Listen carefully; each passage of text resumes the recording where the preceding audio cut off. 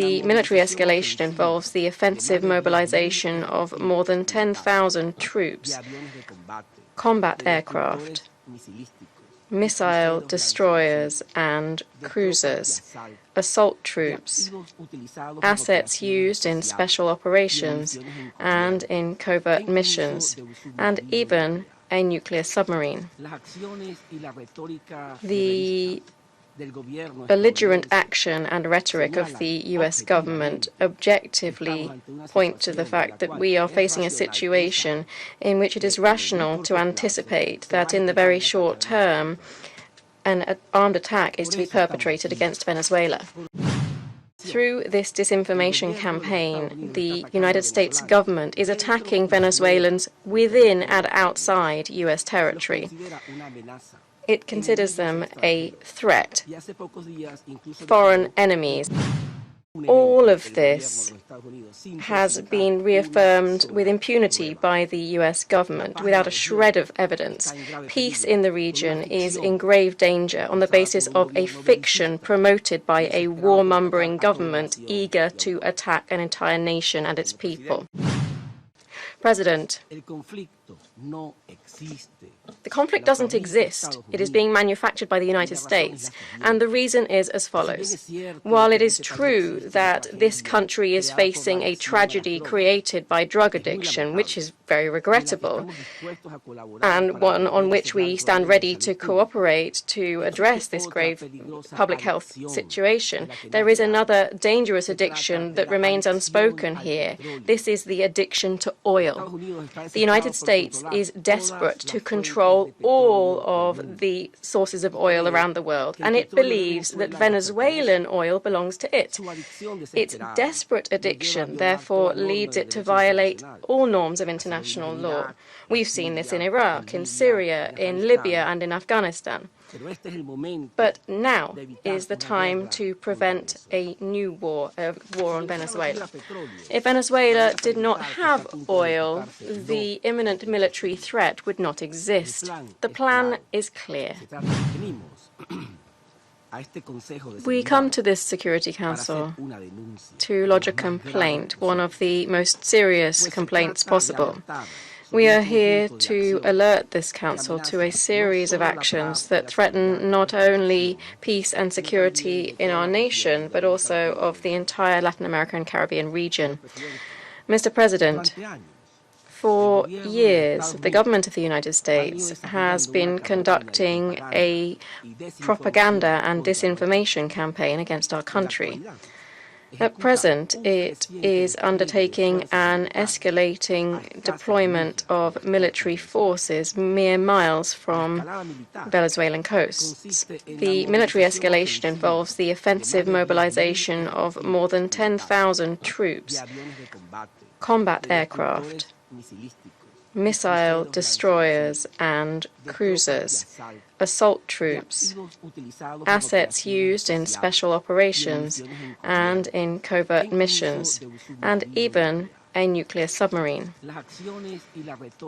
The belligerent action and rhetoric of the U.S. government objectively point to the fact that we are facing a situation in which it is rational to anticipate that in the very short term an armed attack is to be perpetrated against Venezuela. That's why we're here, because this Security Council has the necessary means to prevent further worsening of the situation. We are here to avert the commission of an international crime. The Charter of the United Nations provides all of us here in this chamber with the means needed not only to confirm the existence of a threat, but also to be able to preserve regional and international peace and security. Should this body possess the political will to fulfill its mandate, it can use these means. The world is watching you today. Let's not betray those of us who placed our trust in the Security Council, because those of us who signed up to the UN Charter. President, the United States narrative has feet of clay. It bears no relation to reality.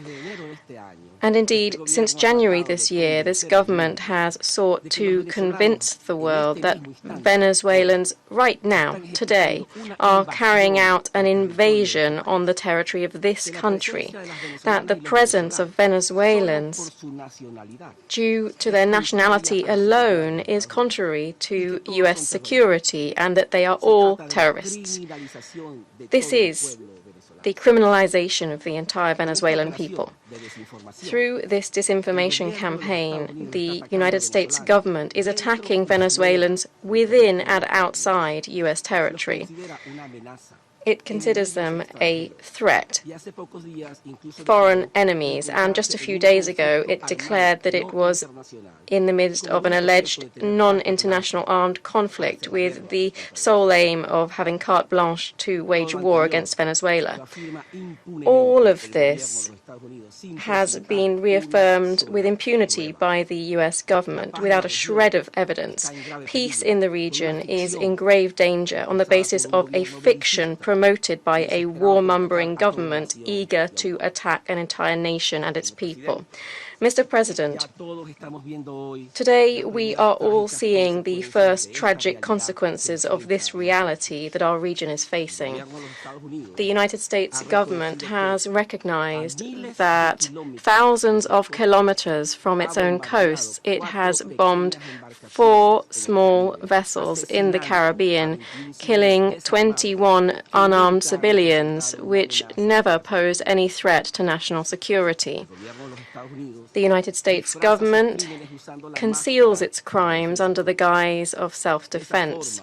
In so doing, it murders civilians without providing information as to their identity, without proving the nature of the cargo aboard the vessels, and without providing any evidence on the imminent nature of an armed attack against U.S. forces. This is not self-defense. These are extrajudicial killings.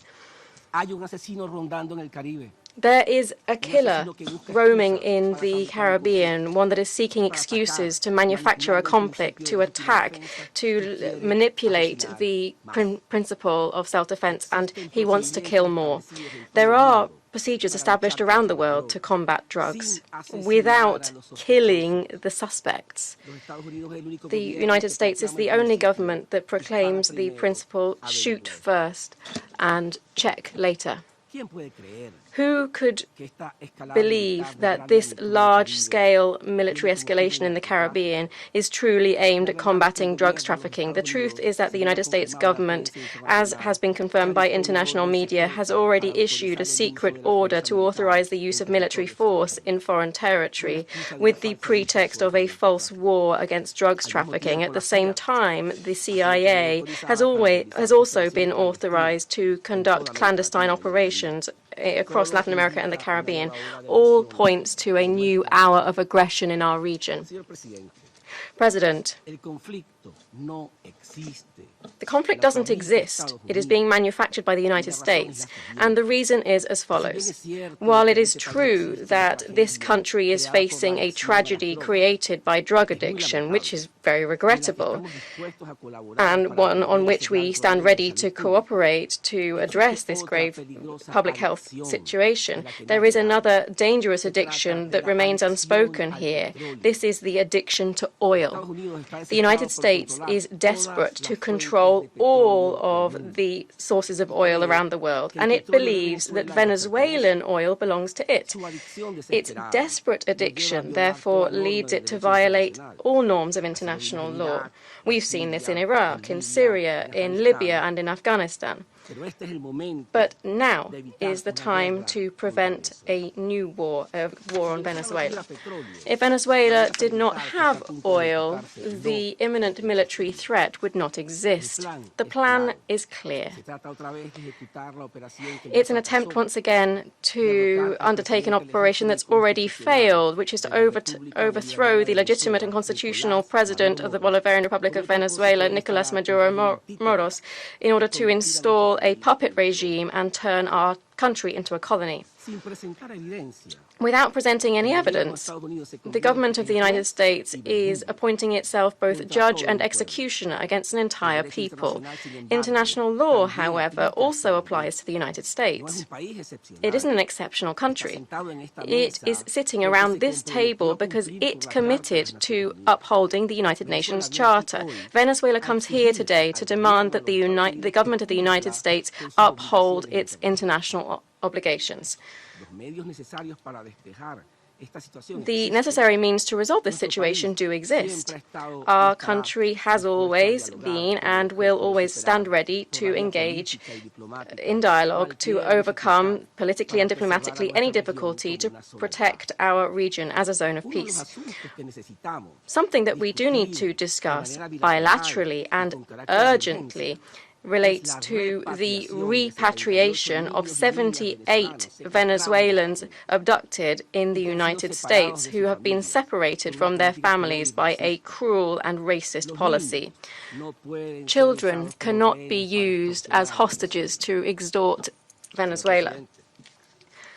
President, what right does the United States have to militarize the Caribbean region? None. What right does the United States have to execute civilians that are entitled to the presumption of innocence and to due process? None. What right does the United States have to terrorize and deprive humble fishers from their livelihoods around the Caribbean region? None. The United States believes that the Caribbean belongs to it, because for more than 100 years it has been applying the voracious Monroe Doctrine, which is no more than a relic of colonialism. Our region has had first-hand experience of U.S. invasions. Throughout its 250-year history, the United States has only had 4 years of peace, and today it stands ready to set the Caribbean ablaze to uphold its ideology of endless war that its own people is rejecting.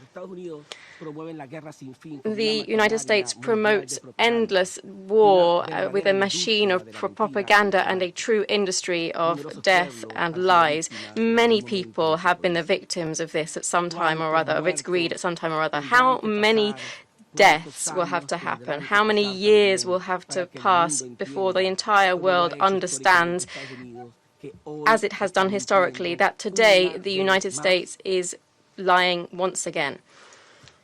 Venezuela, for its part, has a profound tradition of peace. Since its independence more than 2 centuries ago, it has never been involved in an international conflict, and it is proud of this history.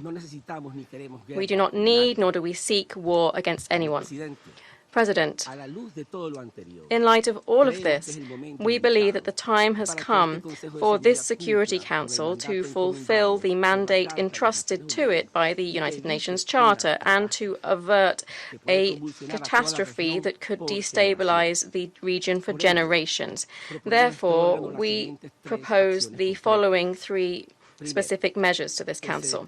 Firstly, that the Council determine the existence of a threat to international peace and security due to the current military escalation by the United States in the Caribbean. Second, that the Council adopt the necessary measures to avoid the situation on the ground worsening further. And third, that the Council adopt a resolution in which all of its members, including the United States, commit to respecting the sovereignty, independence, and territorial integrity of the Bolivarian Republic of Venezuela.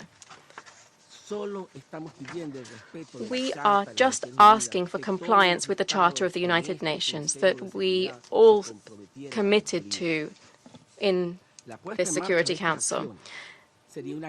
Taking these measures would be a guarantee to immediately diffuse the threat in our region.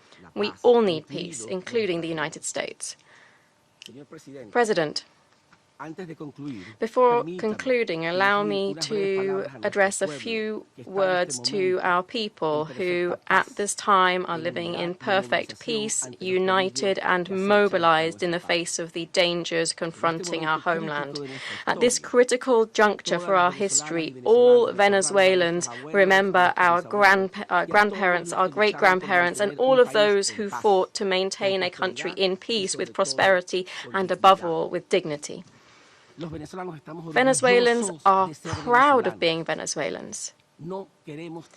We don't seek tutelage from any empire. With great sacrifice, we have forged a country which is not subordinated to anyone. We aspire to have friendly, cooperative relations with the entire world based on mutual respect. But we will not accept insults or threats from anyone. Venezuelans do not yield to blackmail. Those who confuse our readiness for dialogue with weakness are mistaken. In our more than 200 years of history, if anyone believes that they can crush us because we are a small country, they should look back to the past and see that Venezuela was the grave of an empire. The Charter of the United Nations and the doctrine of universal peace protects Venezuela and all countries around the world. As guaranteed by Article 51 of the Charter, if Venezuela is attacked, it will then exercise its legitimate right to self-defense. We respect the United States. We respect its people who desire peace. But we warn the world that if the United States were to attack Venezuela and its people, if the United States were to profane our territory, we have the sacred duty to defend what is ours, what we have inherited from our ancestors, and that we safeguard for our children and our grandchildren. Venezuela is ours. It is not the United States. We are sure that the world will understand that in the face of an attack, we will exercise with all of the strength and the love of our homeland our right to self-defense, and even if this struggle takes generations, we will prevail. Venezuela will continue to win peace, exercising its full sovereignty and guaranteeing the right to life. Thank you very much, President.